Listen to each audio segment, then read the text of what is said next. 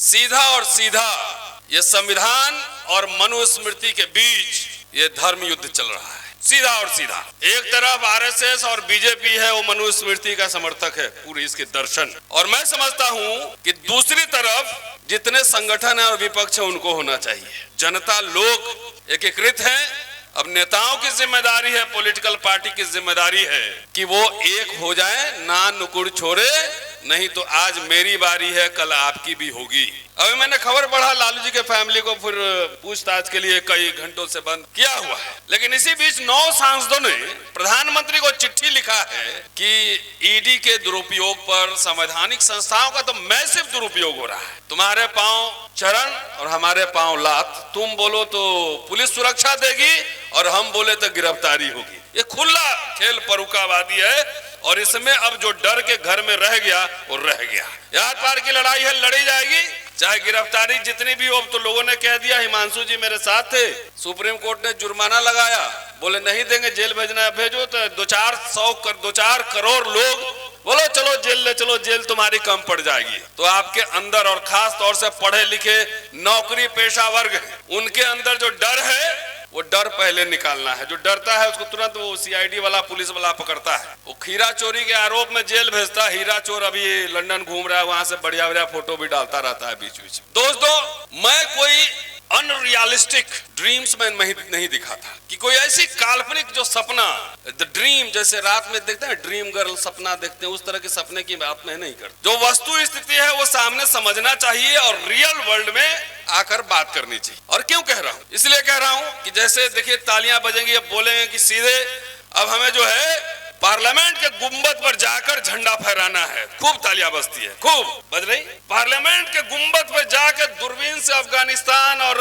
America तक पूरा हुकूमत करना, रसिया तक पहुंच जाना है। खूब हमारे लोग ताली बजाते हैं, उनको गुदगुदी लगती है, अच्छा लगता है सुनने में कि ब्राह्मण जूता बांधेगा तो सुनने में अच्छा लगता है। फिर रात में सपना में देखता है कि मैं सिंहासन पर बैठा हूँ और बाबू साहब ब्राह्मण लोग मेरे पांव मालिश कर रहे हैं, कितना अच्छा लगता है सुनने। ब्राह्मण को विदेश भेज देंगे तो अच्छा लगता है। एक आदमी और ये बात बोलता है कि मुसलमान को पाकिस्तान भेज देंगे तो विदेश भेज देंगे, सुनने में फिर गुदगुदी लगता है कि चले जाएंगे तो सारा मठ का जमीन मंदिर का माल हमारा ही होने वाला है। चुनाव के समय बीजेपी के लोग फैलाते हैं कि ये मुसलमान पाकिस्तान जाओ चला जाएगा तो आपको नवाब साहब की हवेली और जमीन आप ही को मिलने वाला है। खूब अच्छा लगता है नहीं लगता है? आज तक 4 मुसलमान को पाकिस्तान भेज पाए आरएसएस बीजेपी सरकार 8 बरस से है। बताओ कितने मुसलमान को कहां से कहां भेजती। लेकिन ये खाली दलितों को मैं फोकस कर रहा हूं, मैं अभी बहुजन पे नहीं जा रहा हूं। दलितों को आज मैं विशेष रूप से शेड्यूल कास्ट शेड्यूल ट्राइब को फोकस कर रहा हूं। कोई आपको ब्राह्मण को यूरोसिया भेजने का सपना दिखा रहा है, कोई मुसलमान को पाकिस्तान भेजने का सपना दिखा रहा है, तो भेजोगे भाई तो पाकिस्तान टफ बॉर्डर है, पासपोर्ट भी लेना पड़ेगा, मांगना पड़ेगा, अफगानिस्तान भी बीच में है कि नहीं? कैसे भेजोगे? पता है सबका पासपोर्ट भी बनवाना पड़ेगा। तो ये पता नहीं, लेकिन भेज देंगे तो गुदगुदी लगते रहता है, अच्छा लगता है। और ये भेजते भेजते मोदी सरकार बीजेपी के लोग कहते हैं कि 70 साल में क्या हुआ।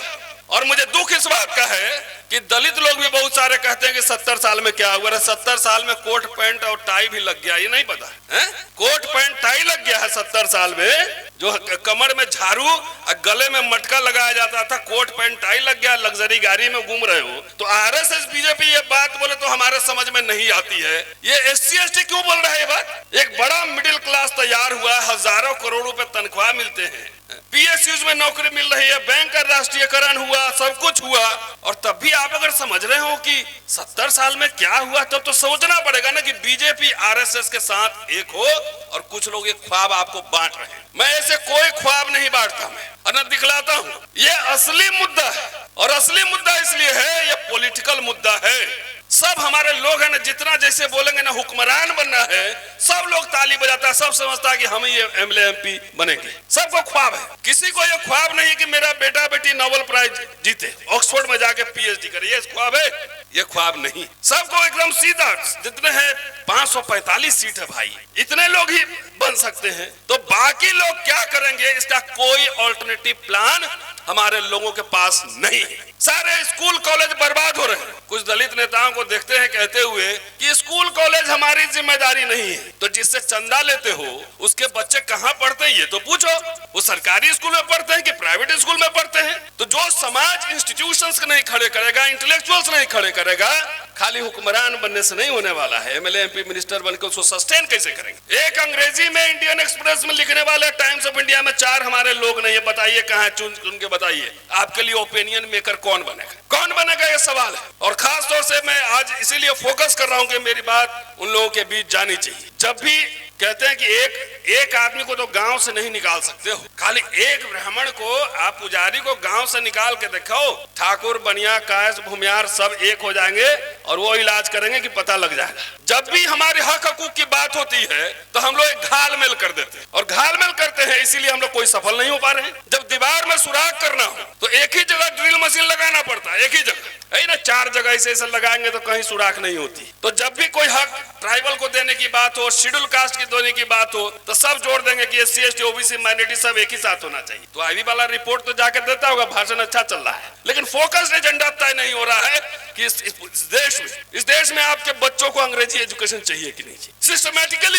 सिस्टमेटिकली सब कुछ को डिस्ट्रॉय कर रहा है। और खास तौर से मैं कह रहा हूं कि जिस तरीके से निजीकरण हो रहा है, निजीकरण एजेंडा पे नहीं है। हमारे खास तौर से बड़े बड़े संगठन है, एससी एसटी के बड़े बड़े संगठन चल रहे हैं, वो एजेंडा पे नहीं है। तो क्या एजेंडा पे है कि हम देश को जागृत कर रहे हैं, समाज आंदोलन चला रहे हैं। आप में से कितने के घर में गया है आंदोलन करने या समाज जागृत करने? मुझे हाथ उठा के बताइए। कितने के घर में जाके आपको लिटरेचर दिया है, समझाया है? 40-50 साल से आंदोलन चल रहा है। तो कम से कम यूट्यूबर्स है ये 10-20, इनको बधाई दे दीजिए। कभी कभी 5-10 इंटेलेक्चुअल एक्टिविस्ट इस दिल्ली में पत्रकार होंगे, उन्होंने करोड़ों लोगों के पास वो मैसेज पहुंचा दिया जो आप पहुंचाने की कोशिश इतने साल से कर रहे हैं। ये बैठे हैं 10-20 यहाँ पे लड़के, प्रोफेशनल पत्रकार उस तरह से नहीं है जो हमें चाहिए, नहीं है।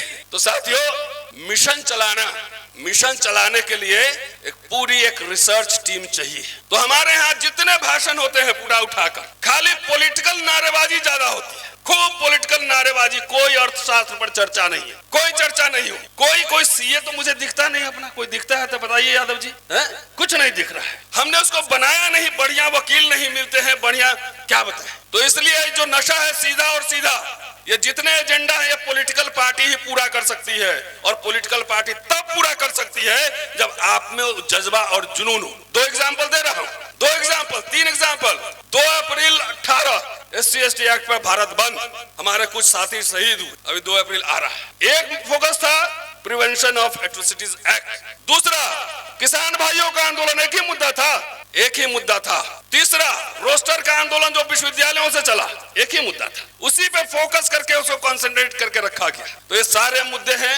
अगर उत्तर प्रदेश में बीजेपी को कौन हरा सकता है? बीजेपी को हरा सकता है अखिलेश यादव की समाजवादी पार्टी और बहन जी की बहुजन समाज पार्टी। और अकेले दोनों भी नहीं हरा सकता है। और अभी गठबंधन भी कर ले तो भी नहीं हरा सकता है, क्योंकि पार्टियों का गठबंधन हो जाता है, कार्यकर्ताओं का गठबंधन नहीं होता। तो इसीलिए हरा सकता है तो दोनों के कार्यकर्ताओं का गठबंधन। हम आपसे अपील करने आए हैं कि सरकार ने हमारे सारे अधिकार बेच दिए, सारे कुछ, इसको हराओ और समाज का गठबंधन करो, भूल जाओ बहुत सारी बातें, चलता रहता है। बिहार में कौन हरा सकता है? नीतीश कुमार और तेजस्वी लालू प्रसाद यादव की पार्टी राजद। बीच में जो है चम्मच छाप, खटिया छाप पार्टी सब चला जाता है इलेक्शन के समय। इस सब को सोचो ही कौन है? कोई हैदराबाद से आ गया, कोई महाराष्ट्र से आ गया, कोई कहीं से आ गया।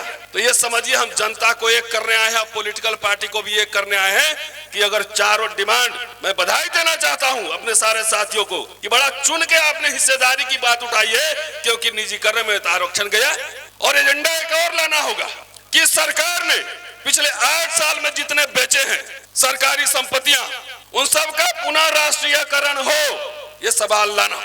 अगर नहीं होगा तो ये जान लो सबसे ज्यादा एससी एसटी, उसके बाद ओबीसी और उसके बाद माइनॉरिटी, सबका आरएसएस बीजेपी सरकार सबका बीपी और शुगर ठीक कर देगा। सबका बीपी शुगर ठीक हो जाएगा, नौकरी रहेगा, काम नहीं रहेगा, जाके खेत में हल चलाओगे, दिन भर धूप में बैल चलाओगे, अपने आप खाना टाइम पे मिलेगा नहीं, बीपी शुगर रहेगा नहीं। तो आपको जो है जो कोट टाई पैंट जो पहना हुआ है ना, उसको पूरे उतारने की तैयारी चल रही है। मैं तो बेबाक से बोल रहा हूँ, क्या हो जाएगा? एक ही लाइफ है, कोई अमर होने आया नहीं है, कोई 70 साल जिएगा, कोई 80 साल जिएगा। लेकिन जब जंगल में आग लगी हो, जब सारे हक हकूक लूटे जा रहे हो, सब कुछ बर्बाद हो रहा है, संवैधानिक संस्थाएं, अगर उस समय हमारे जैसे लोग अगर चुप रहे तो इतिहास जब लिखा जाएगा ना, तो लिखा जाएगा कि सब ये चुप्पा भगोड़ा था। तो मैं अपना नाम कम से कम हम लोग कोई संगठन नहीं चलाते हैं, संगठन कोई चंदा वंदा नहीं लेते, इंडिपेंडेंट रिसर्चर है, इंडिपेंडेंट तरीके से काम करते हैं और ये बोलना, लिखना, क्रिटिक डेवलप करना हमारा फर्ज काम है। इसलिए कम से कम जब इतिहास लिखा जाएगा तो यूट्यूब वाला भाई लोग जिंदा रखेगा मेरा वीडियो। 50 साल बाद ही मेरे वीडियोस देखे जाए कि रामलीला ग्राउंड में जाके सरकार को चुनौती दे रहे हैं। दोस्तों, सिर्फ ये आग्रह है कि हमारे यहाँ एक कहावत है कि इलेक्शन के दिन ही, गांव में चुनाव के दिन ही अगर हम चुनाव लड़ रहे हैं, अब बचपन में आग तापते वक्त किसी को मजाक में जला दिए हो हल्का सा, तो चुनाव के दिन ही उसको याद आता है कि बचपन में जलाया हुआ है, इसलिए जो है उसको वोट नहीं देता है। और जरा ऊपर देखिए, ऊपर चाहे जैसे भी हो, वोट सब एक ही जगह देता है। आपस में भले 302 और 304 का मुकदमा चलता हो, लेकिन वोट वो एक ही जगह पड़ता है। इसलिए मनभेद और मतभेद दोनों उठाइए, आप एक होइए, नेता को हम लोग एक कर लेंगे। शुक्रिया, जय भीम।